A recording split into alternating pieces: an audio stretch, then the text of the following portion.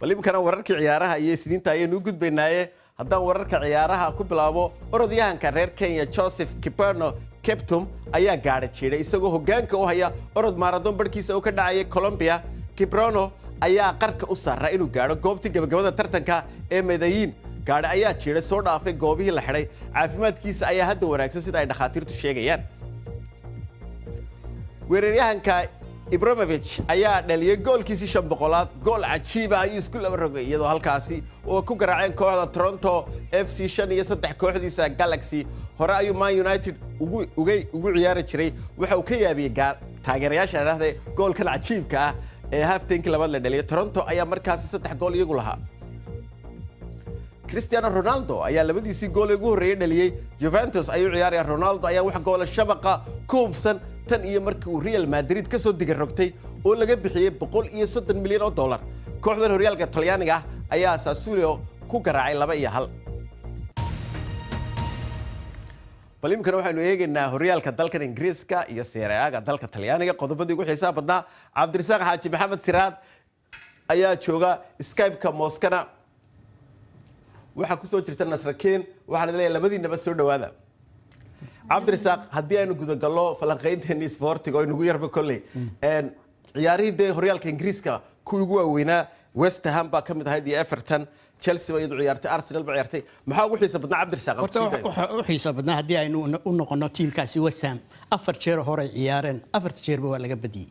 marka waxa laga hadlayay Pellegrini tababarahooda ma la eri doonaa mise uu joogi doonaa. laakiin markay imika la ciyaareen shalayto la ciyaareen Everton oo waliba garoonka Everton ay ku ciyaarayeen 3 gool iyo 1 bay ku badiyeen. taasaa markaa muujisay tababarihiina inuu badbaadiyay iyagiina gud ka soo baxeen. كين بان لو gudbayaa maxaad isleedahay adiguna aad ku dar lahayd ciyaaraha horyaalka Ingiriiska Nasrakiin? ciyaaraha horyaalka wadanka Ingiriiska waxyaabaha ugu xiiso badan waxay tahay in kooxda kubadda cagta Chelsea iyo sidoo kale Liverpool kulamadii shanaad oo xiriira ay badinayaan taasoo taariikh u dhigaysa oo horey kooxaha ay u meesha dhicin in 5 kulan oo xiriir ay sidaan kale u badiyaan. waxa sidoo kale xusub mudan kooxda Watford oo iyaduna 4 kulan oo xiriir hore u soo badisay in lagu dhigay oo Manchester United ay ka reebtay loolanka inay hoggaanka la qabato kooxaha Chelsea iyo Liverpool. inkastoo Chelsea ay hoggaanka xilliga hadeertaan ay heeso. horyaalka Ingiriiska waxyaabaha kale ugu xiisaha badnaa isbuucan waxaa qayb ka ahaa in Liverpool ay ka soo gudubtay wixii ugu adkaa oo Tottenham oo ah kulankii ugu adkaa ay lahayd isbuucan iyo Arsenal oo isla fahantay shaxda tababare Unai Emery oo isaguna guusha wadadeedii cagta saaray xilli uu saxdiisa ciyaartoyda kulankii saddexaad oo xiriira uu soo safayo ciyaartoyda oo qayb ka yihiin Lacazette iyo Aubameyang. wad mahadsantahay Nasrakiin. Cabdirasaaq kulli wad ogtoo ninkan Mourinho la yiraahdo saxaafadda uu ku jira mar walba. imka saxaafadii maalmaha way daba cararayeen waxa la leeyahay ciyaartoyga ma ciyaarsiisid kan wad ciyaarsiisa halka la isla baraya. waxa la isla baraya waxa weeyaan waa nin shikaar badan. marka maadaama 2 jeer oo hore laga badiyay oo la leeyahay Manchester United meel dhaxaabay taagan tahay malaayiin waa lagu soo bixinay ciyaartoy iibsadaan. dabeedna markii ay imika 2 jeer oo isku xiga ay badiyeen ayaa bad moodaa imika xoogaa qosali inuu ka muuqdo Mourinho oo niyadii soo dhisantay. haddaan hore u socdo Nasrakiin on xagga mustaqbalka eego isla caawaba yaana dheeraane caawa waxa dhacaysa Southampton iyo Brighton Hove Albion 8 kulan Southampton waa laga badiyay baryahan oo dhan waa laga badinay kulamadii ugu dambeysay dhan ay dhacday ugu dambeysay waa laga badiyay. marka ciyaartaas maxaad isleedahay way iska soo baxayaan rajadiina? Southampton waxa caaw muhiim ah inay ka badiso Brighton maxaa yeelay ciyaarta ugu soo dhow oo kale waxa ay la leedahay Liverpool oo loo yahay awoodda xilli ciyaareedkan ay leedahay Unison Southampton aysan ku dhicin. marka Brighton iyo Southampton ciyaar adag ay wada qaadan doonaan labadaas naadi oo ma sahlana caaw kulankooda. Cabdirasaaq maxaad u malaynaysaa xaggii hoose laftigoodii durtaba tiimamkii qaar baa xaggii hoose u dhaadhacay? dhibaatada waxa midna Burnley oo kale dhibaatada haysta waxa weeyaan taxtaani bay joogaan. marka West Ham la fahanteeda oo markii hore 4 jeer markii laga badiyay iyaguna hoosta yaalay 3 dhibcood ayay imika heleen. marka imika xataa haddii aynu eegno Southampton iyo Brighton waxa lagu yaqaanaa academy fiican bay leeyihiin. ciyaartoy fara badan oo kalaabada waaweyn tagay ayay iibiyeen. marka dadka qaar baa waxay yiraahdaan ciyaartooygan fiican academy-gooda soo saarayo ma haystaan iyana waxay leeyihiin meesha soo baaban ka helay.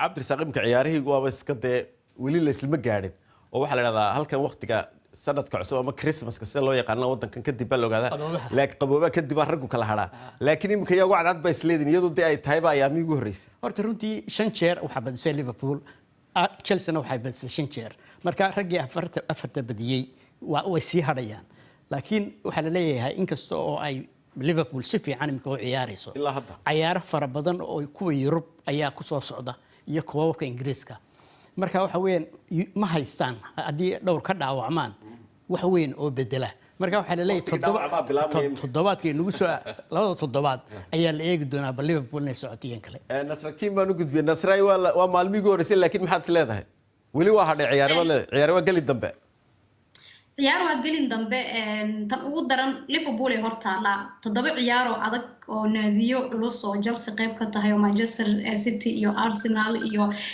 sidoo kale kooxda PSG oo championka ciyaar adag u yaalo Liverpool fakfakteedan ma socon doonto saari kubad qurux badan ayuu kooxda Chelsea uu keenay kubadii lagu yaqaanay bugta iyo difaaca Chelsea way ka reysatay ma la dheersan karo marka horyaalka wali bilow waay laakiin kooxaha dambe sida Manchester City iyo Pep Guardiola iyo Jose Mourinho laftirkiisa oo dib ka soo kabanaya xilligan iyo Unai Emery ba lama dheersan karo ciyaar waa gelin dambe la dhigay ciyaartooyga ugu firfircoon yaad u malaynaysaa ilaa hadda intaynu daawanay horyaalka Ingiriiska Eden Hazard waxa uu qayb ka yahay ciyaartooyda ugu muhiimsan ee xilligan ugu firfircoon horyaalka maadaama goolalinta markaan uu hogaaminayo sidoo kale Firmino waa ciyaaryahan muhiim u ah kooxda kubadda cagta Liverpool ciyaartooyda Harry Kane oo dib mar walba laga yaqaan wixii August ka dambeeyay inuu goolal badan dhaliyo waqtigiisa hadda u bilaaban doontaa oo September dhexdeeda dhamaadkeeda waxa la isdhihi karaa waa Harry Kane waqtigiisa waan gartay Nasrakiin aad bad maadsan Cabdirasaaq adoo soo koobaya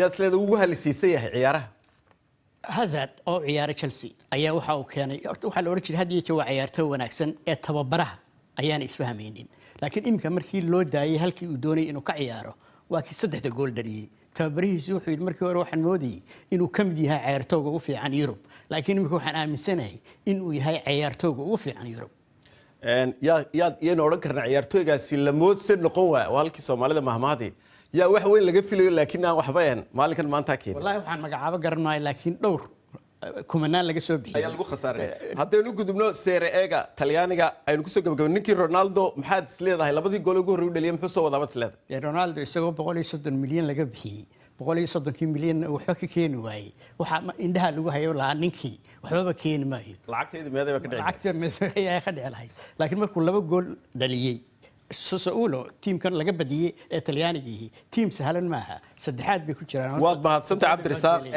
Nasrakiin adoo soo gabagabeynay Ronaldo maxaad u malaynaysaa Ronaldo record uu ahaa labadiisii gool uu dhaliyay kooxda Juventus ciyaarteeda ugu horeysay maadaama 400 gool horyaalada uu ka ciyaaray ay noqonayso ciyaaryahankii shanaad Nasrakiin waqtiga ay naga soo dhamaaday aad baan idinku mahadcelinayaa Nasrakiin oo Skype-ka Moscow kaga jirta iyo Cabdirasaaq Xaaji Maxamed Siraad oo wariyaha BBC da